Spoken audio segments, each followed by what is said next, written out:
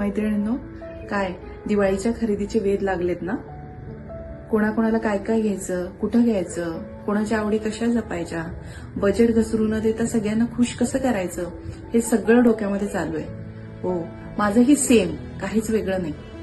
पण आज मी तुमच्याशी बोलणार आहे दिवाळीच्या लिस्टमधल्या अशा एका महत्वाच्या खरेदीबद्दल, ज्याचा आपण फारसा विचार न करता ती खरेदी करतो. मी बोलणार आहे उटण्याबद्दल. त्यालाच आयुर्वेदामध्ये उद्वर्तन असं म्हणतात.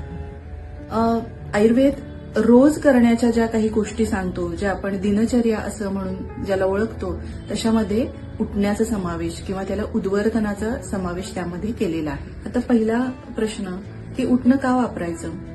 तर उठणं नियमितपणे वापरल्यामुळं आपल्या त्वचेवरील डेड स्किन निघून जाते, त्वचेचा रक्तपुरवठा वाढवला जातो, त्वचेवरचे डाग कमी होतात, कोरडेपणा कमी होतो, त्वचेची खाज कमी होते आणि त्वचा विकार जर होणार असतील तर ते पूर्णपणे टाळले जातात.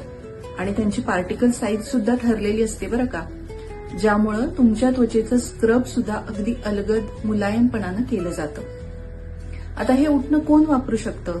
तर 5 वर्षावरील सर्वजण हे उठणं नियमितपणानं वापरू शकतात.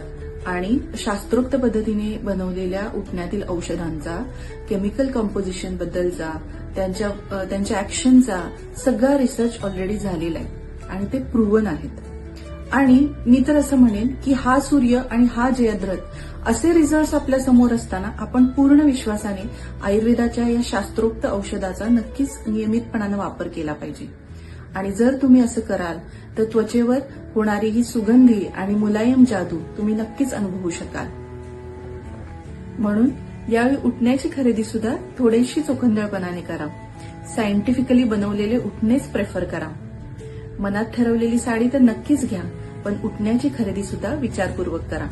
तुम्हा सर्वांना सुगंधी आणि तजेलदार दिवाळीच्या हार्दिक शुभेच्छा.